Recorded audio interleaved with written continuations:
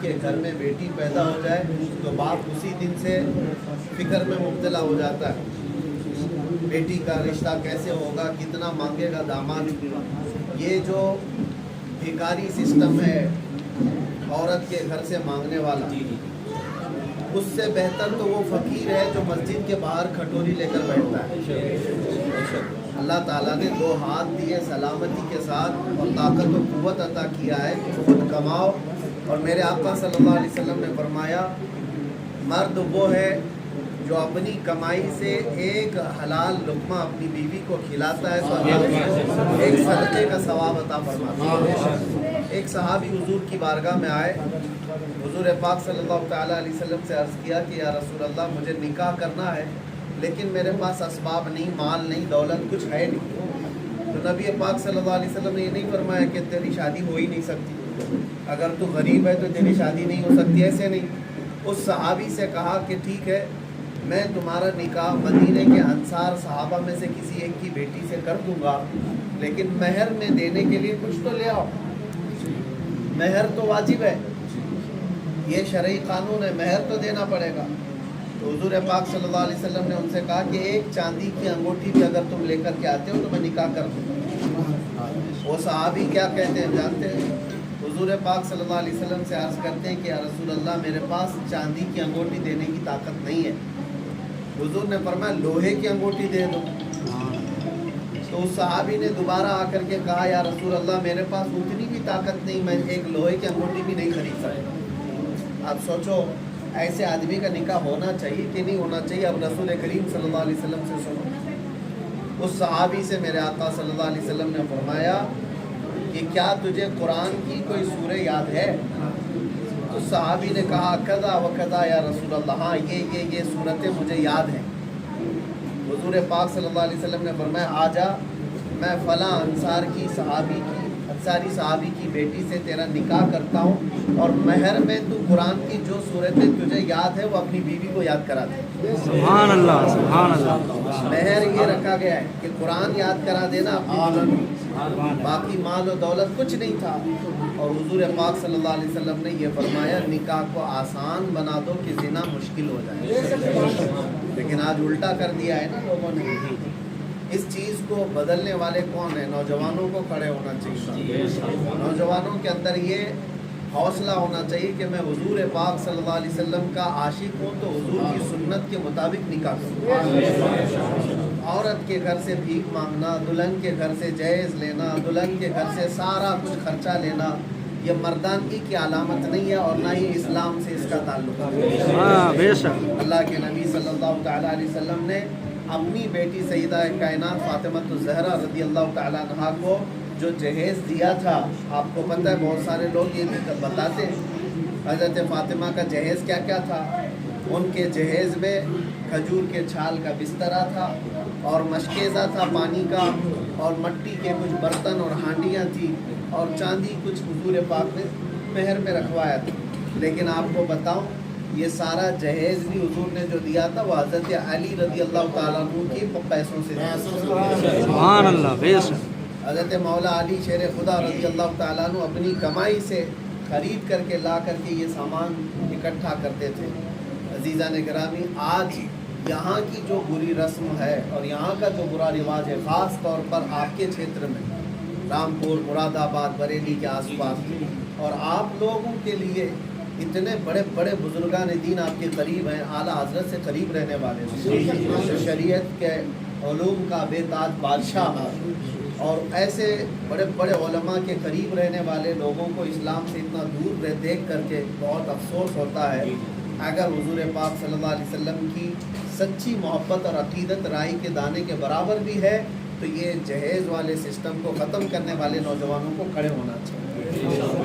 انشاءاللہ العزیز مجھے امید ہے کہ یہ سلسلہ اور آگے بڑھے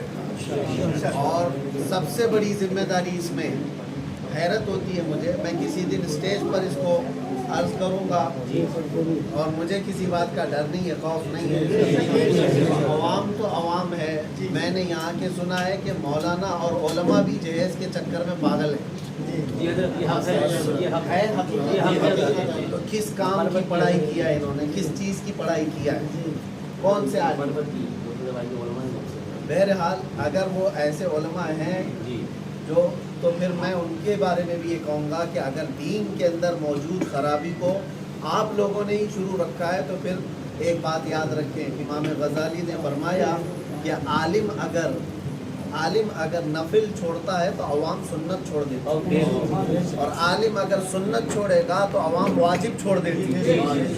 واجب اور فرض چھوڑنے لگ جاتی ہے۔ اسی طرح سے ایک عالم اگر ہلکی چیز کو، مکروہ کو بھی استعمال کرنے لگے گا تو عوام حرام کو بھی استعمال کرنے لگ جائے گی، کہ ہمارے جب مولانا ایسا کر سکتے ہیں تو ہم کیوں نہیں کر سکتے؟ اسی لیے سب سے پہلی ذمہ داری تو علماء دین کی ہے جو اس برائی میں مبتلا ہے، اللہ ان کو بھی ہدایت عطا فرمائے۔ اور حضور پاک صلی اللہ تعالیٰ علیہ وسلم کے نائب ہیں کہ شریعت کے، اور امام غزالی رحمۃ اللہ تعالیٰ علیہ نے فرمایا اگر وہ عالم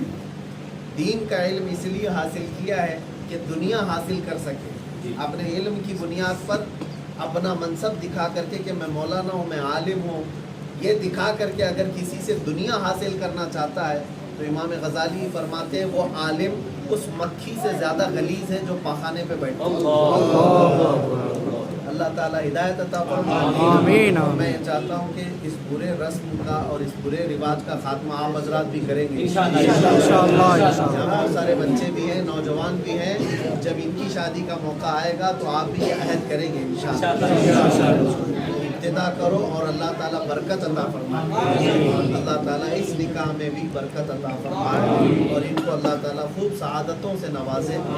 اور اس نکاح کے بعد اس جوڑے سے اللہ تعالیٰ عاشقان مصطفیٰ کی نسل پیدا فرمائے۔ صلی اللہ تعالیٰ علی خیر خلق محمد و آلہ و صحبہ اجمعین برحمتک یا ارحم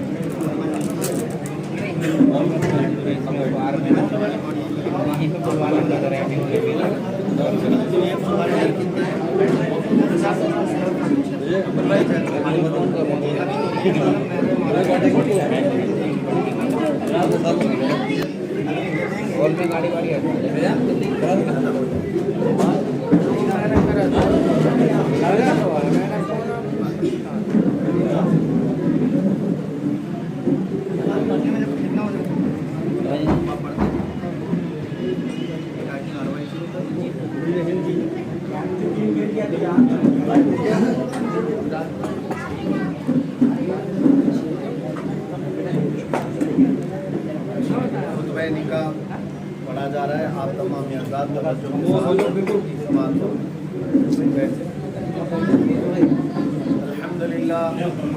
الحمد للہ الذي جعل النار على سيدنا إبراهيم عليه السلام بردا وسلاما،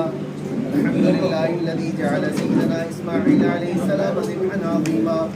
الحمد لله الذي كلم الله سيدنا موسى عليه السلام خير كلاما، الحمد لله الذي كشف الضر عن سيدنا أيوب عليه السلام بعد أن ابتلاه مرضا وسقاما، الحمد لله الذي جعل سيدنا عيسى عليه السلام في النبيين خير مقاما، الحمد لله الذي جعل سيدنا ومولانا محمدا صلى الله عليه وسلم هديا للناس وإماما، والصلاة والسلام عليه وعلى آله وأصحابه صلاة وسلاما، وأشهد أن لا إله إلا الله وحده لا شريك له، وأشهد أن سيدنا ومولانا محمدا عبده ورسوله، أما بعد فقد قال الله تعالى في كلامه البليغ: أعوذ بالله من الشيطان الرجيم، بسم الله الرحمن الرحيم، يا أيها الناس اتقوا ربكم الذي خلقكم من نفس واحدة وخلق منها زوجها وبث منهما رجالا كثيرا ونساء، واتقوا الله الذي تساءلون به والأرحام إن الله كان عليكم رقيبا، قال النبي صلى الله عليه وسلم تزوجوا الودود الولود فإني مباهي بكم الأمم. وقال رسول الله صلى الله عليه وسلم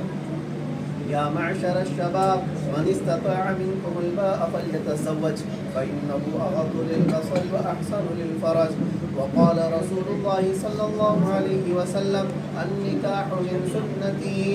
فمن رغب عن سنتي فليس مني. صدق الله مولانا العظيم وصدق رسولنا النبي الأمين المكي المختار الكريم ونحن على ذلك من الشاهدين والشاكرين والحمد لله رب العالمين.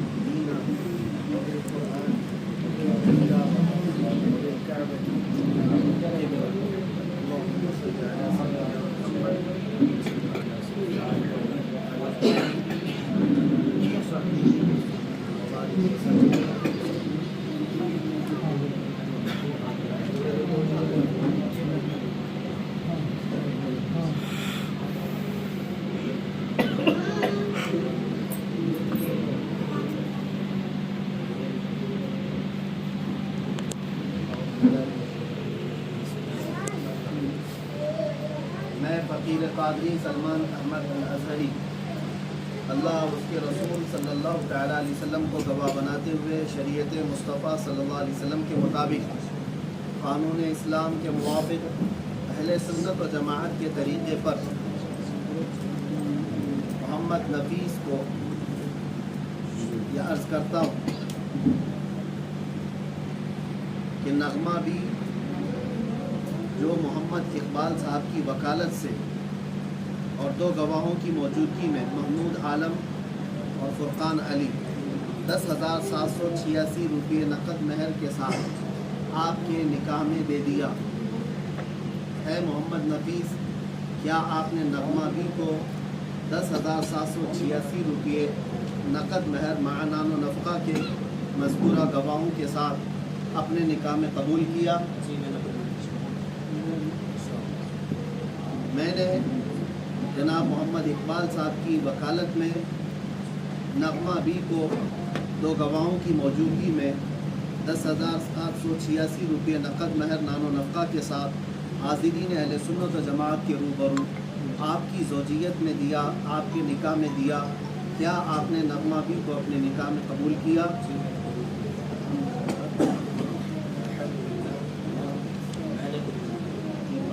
الحمدللہ میں نے قبول کیا. الحمدللہ میں نے قبول کیا.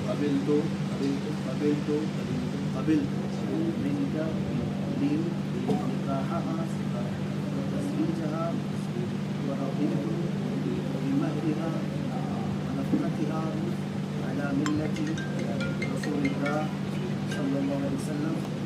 والحمد لله. الفاتحة.